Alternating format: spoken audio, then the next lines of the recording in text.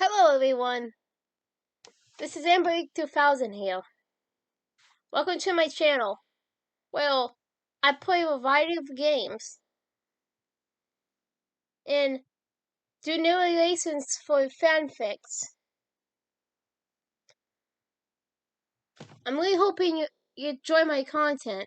If you do, make sure to comment below, leave a like, and subscribe with the notifications on.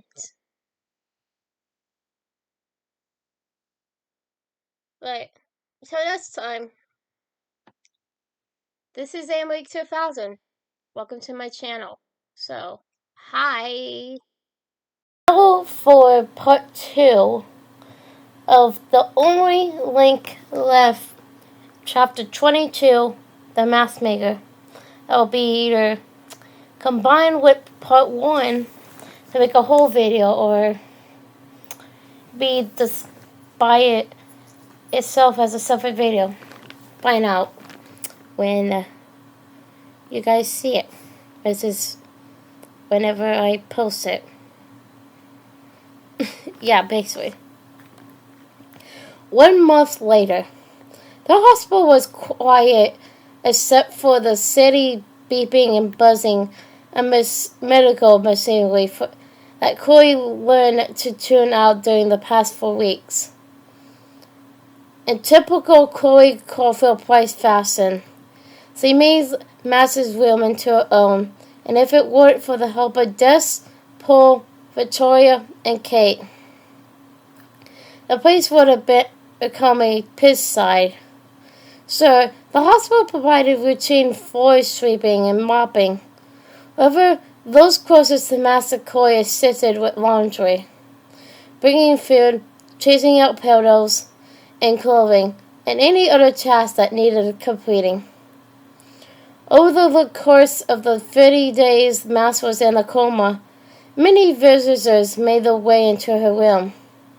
They brought flowers, cards, balloons, and all the typical get-well-soon items one would expect. Chloe ensured when her wife awakened, she would be surrounded by the love her many friends and photography fans had showered her with while she was away. The amenities the hospital provided weren't very comfortable by themselves, so Chloe, using other furniture pieces, hid a note that even impressed the medical staff. She wanted her spot to be as pleasant as it could be during her time there, since she never planned on leaving Max's side even for a second. Being cramped up away from home didn't bother Chloe. The most annoying moments came when top hospital administration wanted to discuss paperwork and planning. She nearly punched the director of patient experience in the face when he began lecturing her about coma victims and the odds of regaining consciousness. He even had the audacity to bring up, "Do not reassociate orders," just as he give the authority to pull the plug if Max's condition didn't change within the next few weeks. It took Justice and Paul's determined intervention to hold her back from whipping the man a new one. Following the events in Marzosa's realm, Paul was finally able to successfully pull Max's spirit away from crossing over. Chloe knew in her heart that her love functioned in a way that enhanced Paul's ability. After rushing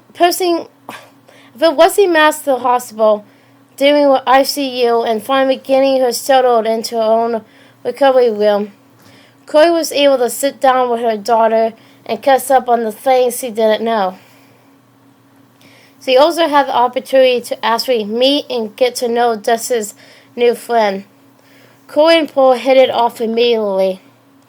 During the first real conversation, Chloe joked about Dus's weird obsessions with dragons when she was a little girl, making Paul giggle and ask for more stories. with Chloe equally as bars. More importantly, the trio discussed time travel, Paul's Venus-like abilities, Mazurza, and Weasel's final moments. After entering the MySpace to try and find Mass with no success, Chloe begged Dust to continue trapping into her new washer power, but the Red Streak Bond still couldn't see her mom's bouncing possibilities. She both felt the limitation on seeing time through the washer's eyes. Since Mass's future was directly linked to Dust's decisions, she was unable to see anything. Additionally, Dust mentioned the fact that the power felt much weaker than it had previously, like it was fading away. She didn't know much about how it actually functioned, but she said she expected the washer's realm acted as an insulated structure, keeping the energy from draining. As she recalled to Chloe, the area had fallen apart just after she and Paul escaped. After cussing over everything and worrying more about one another, many solemn moments passed by. It didn't matter, though. Everyone was gathered together for the same reason. Supporting Mass never felt like a burden or a chore.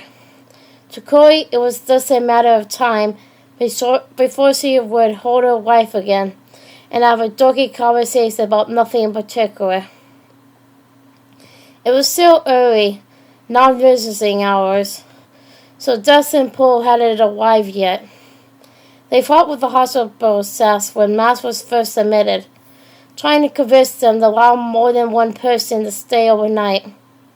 Unfortunately, policies and procedures outweighed any of their attempts. On this particular morning, Chloe was sitting on her makeshift recliner bed in the corner, kicked back reading a scientific journal from her handheld device. A typical Seattle thunderstorm was passing through while she sipped hospital coffee from a paper cup beside the large paned window. The blinds were cracked just enough to allow small bars of early day sunlight into the room, and she had angled them as to not let any shine directly on Mass's face. Lightning flashed and thunder cracked in the distance, a couple of miles from the hospital, but easily seen from Chloe's location, drawing her attention from her reading.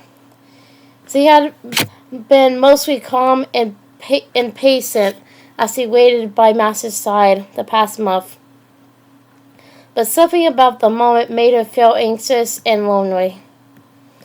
She pulled the sheet off her knees and torso, pivoting her body around and placing her bare feet on the cold, ligament floor. Chloe approached her wife and looked down at her body. She scanned the tubes and machines that were hooked to Mass, needing to feel a physical closeness with the brunette, and she gently moved her body a couple of inches in the bed, then laid down her side next to her. She placed her feet on top of the woman and buried her face in brown hair, taking a deep sniff. I know you already had spun baths lately, but I still love your spell, Master. She shifted around and placed her lips on Master's nearest cheek, letting herself linger in the moment. She let her puckered mouth lay on her wife's skin for several seconds. With a tiny smack, she pulled back and nestled in for a cuddle. She must have dozed off because a sudden bright flash of white light and booming thunder abruptly startled her awake. Her body jerked, and she knew that lightning must have just struck close by. The next thing that happened was surreal. The weight distribution in the bed slightly shifted. It wasn't much to notice, but something under the covers definitely moved. Chloe's eyes slowly made the way from looking down the street near the foot of the bed up towards her favorite person's face.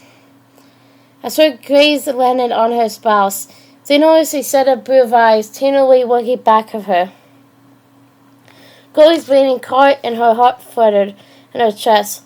Tears filled her eyes and her lip uncontrollably quivered. Reality bled away from her protocols, and all that existed were Matt and Chloe. And a child lifetime lingered between the pair as if they were simultaneously re-experiencing each moment together. Two pre-shores barely old enough to carry on a conversation. Two pirates digging in the dirt in the backyard. Two teenagers reconnecting after being tragically separated for years. Two young adults healing together and traveling. Two lovers saying their vows at their wedding. Two women welcoming their beautiful daughter into the world.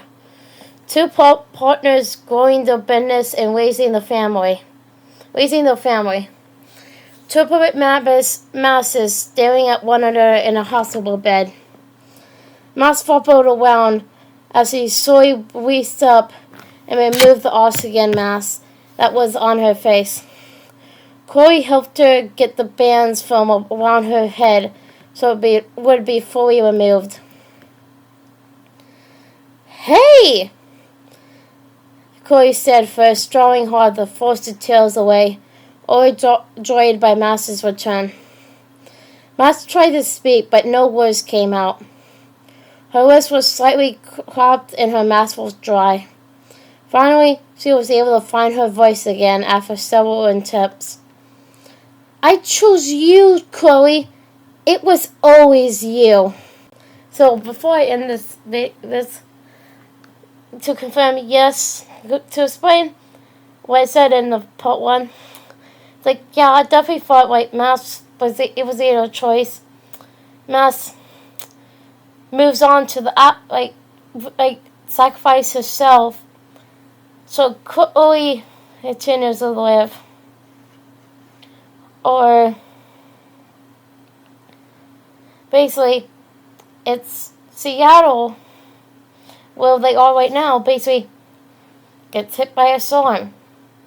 But what I came to find out was, you saw like that light that came down, that was basically Mass's spirit returning to Mass's body.